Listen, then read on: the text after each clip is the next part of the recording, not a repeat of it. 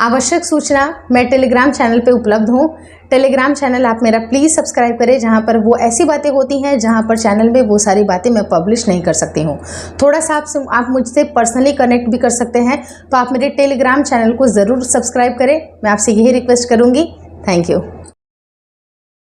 अक्सर गर्मियों में बच्चे बीमार पड़ जाते हैं, क्योंकि जब भी मौसम का ट्रांजिशन हो रहा होता है उस टाइम पे बच्चे ही नहीं बल्कि बड़े लोग भी बीमार पड़ जाते हैं। तो आज की इस वीडियो में मैं आपको इंपॉर्टेंट पॉइंट डिस्कस करूंगी, जिससे कि गर्मियों के दिनों में आपका बच्चा बीमार नहीं पड़ेगा और गर्मियों में आपके बच्चे की स्किन की केयर और ओवरऑल केयर आप कैसे कर सकते हैं, सबके बारे में आज इस वीडियो में डिस्कशन किया है। वीडियो काफ़ी इन्फॉर्मेटिव है, प्लीज़ शुरू से लेकर लास्ट तक ज़रूर देखिएगा। नमस्कार दोस्तों, मेरा नाम हर्षिता वर्मा है और आपका मेरे channel twins my world baby care पे बहुत बहुत स्वागत है।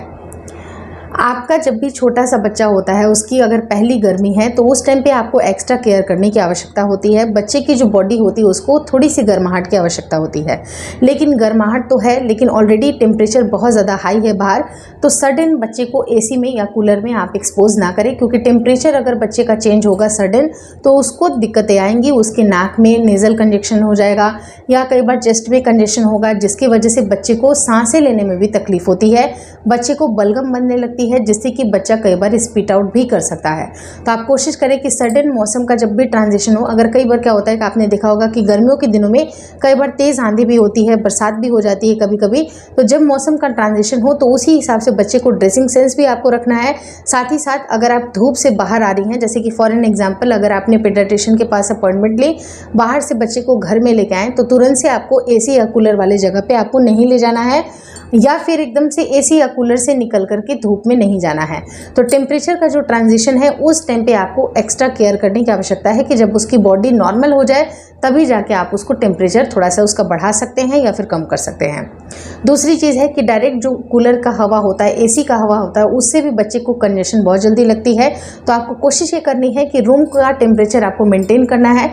रूम का टेम्परेचर अगर मेंटेन है तो आप उसको डायरेक्ट जो हवा निकलती है एसी की, वहाँ पर आप ना रख के जो थोड़े उल्टे साइड में आपको बच्चे को रखना है, जहाँ पर मौसम कूल डाउन भी हो जाए, जो वातावरण है वो कूल डाउन भी हो और बच्चे को कंजेशन वगैरह ना हो, क्योंकि डायरेक्ट हवा से बच्चे को प्रॉब्लम होती है।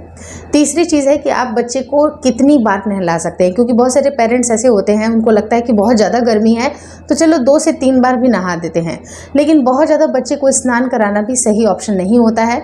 डिपेंड करता है कि आप किस प्रदेश में रहते हैं, कहाँ रहते हैं, आपके मौसम का क्या हालचाल है, कितनी गर्मियाँ हैं। अगर आप चाहें तो दिन भर में बच्चे को एक बार स्नान ज़रूर कराएं, लेकिन कई बार अगर डिपेंडिंग अपॉन कि अगर बहुत तेज़ गर्मी है तो आप बच्चे को शाम के वक्त भी स्नान करा सकते हैं, लेकिन शाम में भी आपको बहुत ज़्यादा शाम नहीं करना है। 2 से 3 बजे का भी आप समय शाम का रख सकती हैं, मतलब बहुत ज़्यादा शाम तो नहीं, लेकिन दोपहर शाम के बीच वाला जो मौसम होता है उस टाइम पे आप उसको दोबारा भी नहला सकती हैं। लेकिन जो उसकी फिक्स एक टाइम होती है कि बच्चे को 8 बजे 7 बजे जो भी आप फिक्स टाइम पे आप बच्चे को नहला रही होती हैं, उसी टाइम पे आपको बच्चे को नॉर्मली बाथ देना है। और कोशिश करें कि बहुत ज़्यादा गर्मी होने पे ही दूसरी बार स्नान करें, लेकिन आपको बहुत ज़्यादा बार स्नान करने की भूल नहीं करनी है, उससे भी बच्चे को प्रॉब्लम होती है, क्योंकि बच्चा इसके अडेप्टेड नहीं होता है। उसको एक बार दिन में नहाने की आदत है। अगर बार बार लगातार अगर आप बच्चे को स्नान कराइएगा, छोटा बच्चा है, उसको परेशानी आएगी ही आएगी। चौथी चीज़ है कि आपको बच्चे को मसाज करनी चाहिए या फिर नहीं करनी चाहिए, क्योंकि बहुत सारे लोग ऐसा सोचते हैं कि गर्मियों के दिनों में कितना ज़्यादा चिपचिप सा मौसम होता है, बहुत ज़्यादा पसीने निकलते हैं, तो उसमें हम इसको मसाज नहीं करते हैं। लेकिन मसाज नहीं करना थोड़ी सी आपकी भूल हो सकती है, क्योंकि बच्चे की ओवरऑल डेवलपमेंट हो रही होती है, उस टाइम पे उसको 2 से 3 बार मसाज देना काफ़ी अच्छा ऑप्शन है।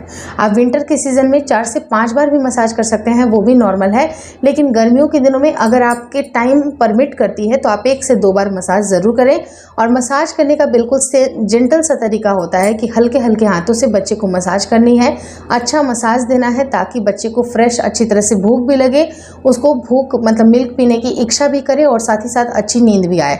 क्योंकि अच्छी तरह से अगर उसका पेट भरा हुआ होगा और अच्छी तरह से उसने नींद पूरा किया होगा तो उसकी ओवरऑल ग्रोथ अच्छी बनती है। बहुत सारी जो महिलाएं होती हैं कन्फ्यूज़न में पड़ जाती हैं कि हमें किस तेल का इस्तेमाल करना चाहिए, तो भूल कर भी मस्टर्ड ऑयल का इस्तेमाल बिल्कुल इस मौसम में ना करें। आप चाहे तो जैतून के तेल का यानी ऑलिव ऑयल का इस्तेमाल कर सकती हैं। अगर आप अफोर्ड नहीं कर सकती, थोड़ा महंगा पड़ रहा है, तो कोकोनट ऑयल भी बहुत अच्छा ऑप्शन है जो कि आपके बच्चे की स्किन के लिए काफ़ी अच्छा होता है। जिन भी महिलाओं को एक डाउटफुल एक मन में सिचुएशन रहती है कि मेरा बच्चा बहुत सांवला है, इसको कैसे फेयर कर सकते हैं, तो एक नॉर्मल एक घरेलू नुस्खा ये है कि गर्मियों के दिनों में बच्चे को जैतून के तेल की मालिश आप ज़रूर करें। उससे भी बच्चे की स्किन 1 से 2 टोन लाइटर होती है। ये करके देखिए, बहुत ही आजमाया हुआ सा एक नुस्खा है, आप इसको ज़रूर करिएगा, काफ़ी ज़्यादा ये वर्क करता है। तो आपको ये सारी जो टिप्स मैंने आपको बताई हैं काफ़ी इंपॉर्टेंट है, लेकिन उससे भी ज़्यादा इंपॉर्टेंट है कि आप बच्चे को किस तरह की फूड दे रहे हैं।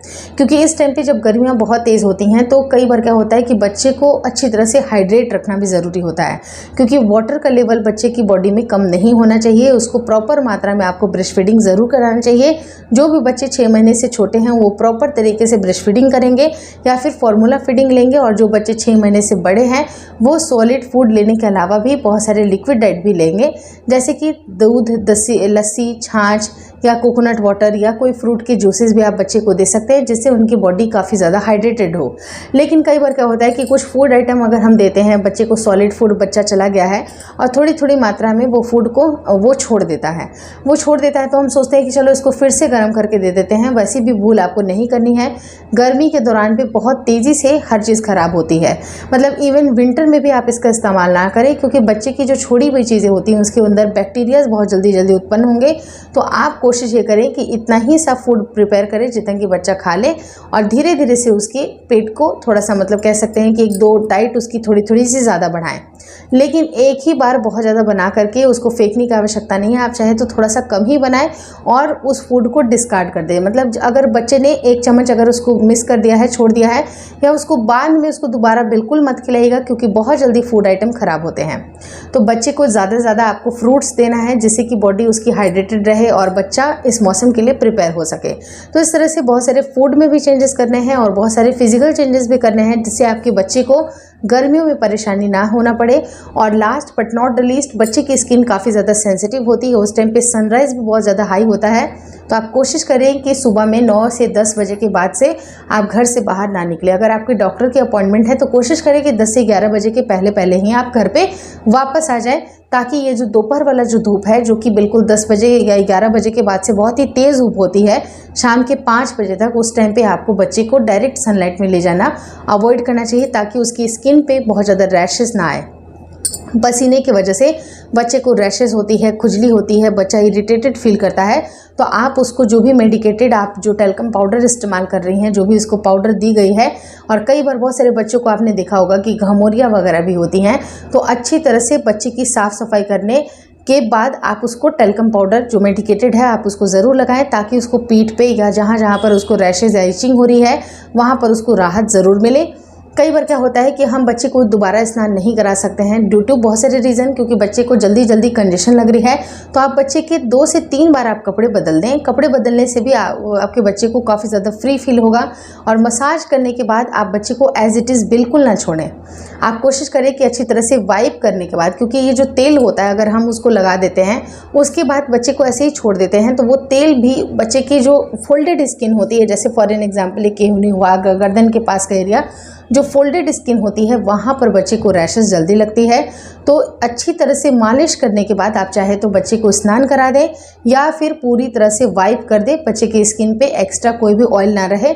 और जो मेडिकेटेड आपका पाउडर है वो भी बच्चे को अप्लाई करके बिल्कुल क्लीन से आप बच्चे की डायपर वगैरह भी चेंज करके, या कोशिश करें कि डायपर का इस्तेमाल आप गर्मी में दिन के टाइम पे ना करें। रात के टाइम पे आप बच्चे को आराम से डायपर पहना सकती हैं, लेकिन दिन के टाइम पे बच्चे को एयर ड्राई ज़्यादा से ज़्यादा छोड़े, ताकि बच्चे को रैशेज़ या दिक्कतें ना आए। तो आप इस तरह से आप अपने बच्चे की केयर अच्छी तरह से कर सकती हैं। होपफुली इस वीडियो में दी गई जानकारी आपको अच्छी लगी। अगर अच्छी लगी तो प्लीज़ लाइक कर दीजिएगा। चैनल पर नए हैं तो चैनल को ज़रूर शेयर और सब्सक्राइब करें। मुझे इंस्टाग्राम पे और फेसबुक का जो मेरा पेज है उसको लाइक और शेयर करना बिल्कुल ना भूलें। Thank you so much for watching twins my world baby care.